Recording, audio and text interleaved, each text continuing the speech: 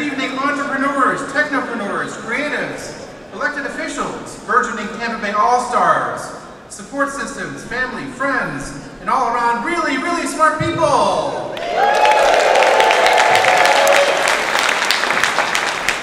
Thank you so much for being here. I'm Alexis Muellner. I'm the editor of the Tampa Bay Business Journal, and I'm your host for this evening. I want to first thank all of our great sponsors from the community, and they include 83 Degrees, 8th Light, Academy at the Lakes, yeah, give them a hand, Applied G2, Cigar City Brewing, yeah. Fair Warning, Florida Blue, FMQAI, Haneke Design, Local Shops 1, Mize, Parodies Law, Spatial Networks, the St. Petersburg Chamber of Commerce, Thai Tampa Bay, Tucker Hall, Vaco, and Valpac. Awesome. Can we have a big hand for all the sponsors?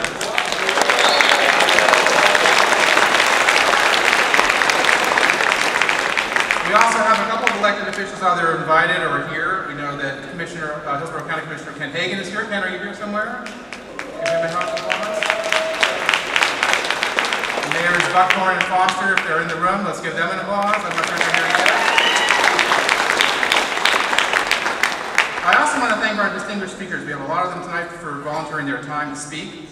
I also want to thank the organizing team of Ignite Tampa Bay 2013. That's co-chairs Joel Lopez and Sean Davis. Joy Randalls, Peter Radzinski. I probably butchered that, Peter, I'm sorry. Wayne Rasanen, and Ben Marte. Tonight's event, obviously, will begin in a couple of minutes. Yes, thank you for that incredible energy that they put in. After 1 hour, we'll take a 10-minute break. We'll have another hour of speakers and then a 20-minute break for networking and drinks and popcorn. And then go into our final hour of presenters, followed by closing remarks. The theater is going to be open until midnight tonight for networking and conversations after the speakers' presentations. The concessions in the bar will be open for each of the breaks. If this is your first time to an Ignite event, it's like mini TED Talks. People share their passions for 5 minutes. At a time. Now, a lot of you got these cards coming in. We're giving away a Kindle, and I think all the information is on there. You just text your name to the number that's on the card. What number is that? That number is 813-421-0932, and you can win a Kindle. Well, I'm lucky enough and honored to be the MC tonight, and it's great to be asked. And in so many ways, this event exemplifies why it's truly a fantastic time to be a swimmer in this wonderful Tampa Bay business and entrepreneurial community, especially as we see the economy slowly recovering. I will start my 10th year as the editor of the Tampa Bay Business Journal. Thank you. I'm lucky. I now have the luxury of nearly a decade of context, watching the business community grow and evolve, new players emerge. What we're about to see tonight illustrates one of the most striking assets we have here. A very diverse range of thoughtful, interested, engaged people with innovative ideas and points of view. My hope is that Ignite equals inspiration. I hope that what we hear tonight will inspire an even more collaboration and passion, cool businesses, and memorable projects. Our newspaper has been around for 30 years now. With a relatively small but very experienced and award-winning staff, we work daily to break business-to-business news across more than 20 different sectors in 7 counties. We tell you what we know when we know it. We do it every day starting at about 4 in the morning with our wake-up call and then our afternoon email blasts. If you aren't subscribing to those, they're free. We invite you to do that. Our premium content lives in the weekly print edition online, and we're constantly pushing news and ideas and thoughts on our series of social media channels.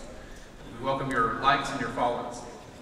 When it comes to our content, how we get it, how people are featured, sometimes people get a little confused. They think we're here to purely promote business. And to a certain extent, we do when we write about successful strategies or big money or thorny regulatory barriers or just incredible innovation. But as a news organization, we're focused on making our reporting valuable to our readers because it contains something nobody knows but is surprised to hear. That's actually one of the ways that we define news in our newsroom. We write about success, but we also write about failure. We look to level the playing field by asking hard questions whenever we can. Fairness and accuracy are paramount. But when the emperor is naked, we try to say, hey, that emperor isn't wearing anything. And we're no means perfect at that, but it's a work in progress. And we work hard to make sure our reporting has context and depth so readers can understand, hey, why should I care about this? To get there, we need rich diversity of qualified sources. So it's not all the usual suspects all the time. One thing we know is that we don't know it all. We are constantly amazed at the richness and depth of this entrepreneurial and creative community, as you'll soon see tonight. Source development is the lifeblood of our ability to report relevant, meaningful stuff. It's a daily exercise. And that's where all of you come in, the hundreds of you here tonight. A while back I was speaking to some chambers and I did a mock official TVBJ source oath. And basically I asked everybody to repeat after me that it's okay to talk to us and develop meaningful relationships, and that'll help us understand what you need and what we need from you as sources. I'm going to skip that fairly silly exercise and say that you're all anointed TVBJ sources, okay? Let me hear you say yes. Yes! So why should you be a source of the Business Journal?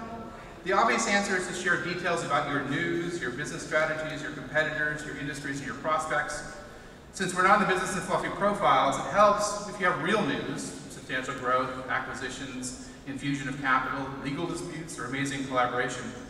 Our stories look to identify who to do business with, and at times, who not to do business with. This is another critical reason why you should be an active source. We've seen it in the mortgage industry, where the U.S. Attorney called this region the Silicon Valley of fraud. We see it in entertainment, in nonprofits, and technology. Players who purport to be something they aren't have obscured interests or hidden agendas. Is Kunal Jain here? Kunal, are you around? Hey, there he is. I recently wrote about Kunal. He's going to be embarrassed, and his efforts to get Tampa Bay chapter going. And part of that is identifying charter members to pony up $1,000 each so they can sit in on the quarterly pitch meetings. And as part of his global network, when he shared this list of folks, there were some questions that came back. And without a lot of resources, he personally interviewed somebody in question, made a background check, paid to have somebody go to the courts. It's a start, and that kind of spirit should be emulated, and I encourage that. We try to do proper due diligence before publishing, but at times, given the amount of information coming at us, our staff resources, we can't quite be as in-depth as we could and should. So feel secure, now that you're anointed sources, to talk to us. Help us keep it real. We can sometimes post something and then put it out there and let the woodwork tell us what we need to add. And that's the advantage of being a digital operation, is we can iterate and evolve our reporting.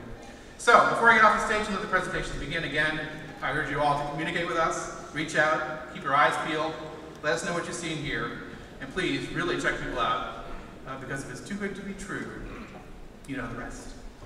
Thank you.